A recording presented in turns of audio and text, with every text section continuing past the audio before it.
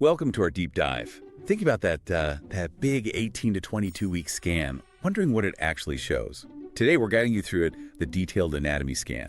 We'll unpack what it reveals, what it maybe doesn't, and why it's such a key moment. That's right. This isn't just a quick look, it's really comprehensive. We'll explore why the timing, that 18 to 22 week window, is so important, and what happens when we need even more detail. Like with fetal MRI, it's all about empowering you. Okay, let's unpack this then.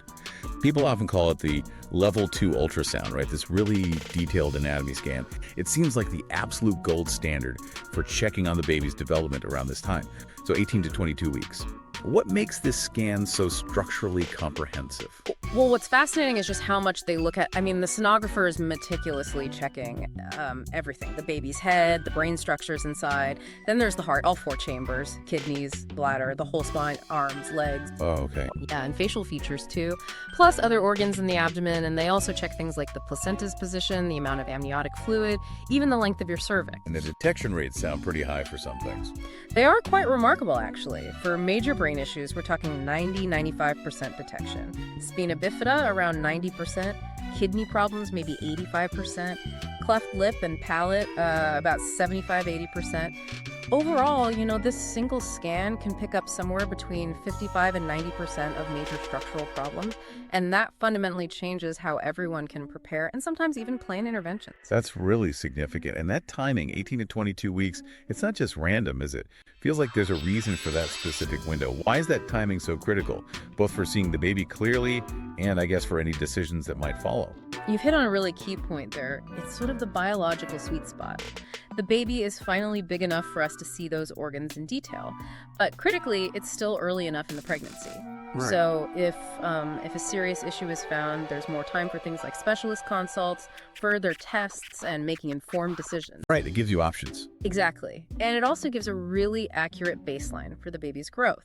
Now, ultrasound is amazing, but it does have some limitations. Sometimes things like maternal obesity, or maybe if there's very low amniotic fluid, oligohydramnios, it can be harder for the sound waves to get a perfectly clear image. Okay, so what happens then? That's precisely where fetal MRI can be incredibly helpful. Research shows it gives important extra information in about 21% of cases where there are questions after an ultrasound. It can actually change the plan for managing the pregnancy in around 13% of those cases. 13%, wow. Yeah.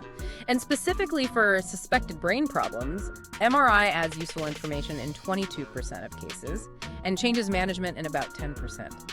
And importantly, it's considered very safe in the second trimester, generally after 18 weeks. No known risks to the baby. So it sounds like you're looking for a wide range of things, but some conditions are much easier to spot definitively than others. Can you give us a sense of what's highly detectable versus things that might just show up as like soft markers? That's a really important distinction. There's definitely a spectrum. For conditions like spina bifida or an encephaly, a severe brain defect, the scan is highly accurate. We catch 85-95% of those. Then there are things that are moderately detectable, maybe in the 50-80% range, like certain heart defects or a cleft lip or palate. Okay. But then for something like, say, Down syndrome, the ultrasound typically only shows potential soft markers. These are subtle findings, things that might raise suspicion, but they aren't a diagnosis on their own. So they point towards needing more tests. Exactly, usually genetic testing. So while a completely normal scan is incredibly reassuring, it's important to remember it's not a 100% guarantee. Nothing is. We do see some false positives, maybe 1 to 5% of suspected issues turn out to be normal variations, and some conditions just develop later or they're simply undetectable by ultrasound. Plus, how clear the image is can depend on the skill of the operator and sometimes the mother's body type. It's definitely good to remember that the ultrasound itself is extremely safe, though, for both mom and baby. Use the sound waves, right? No radiation.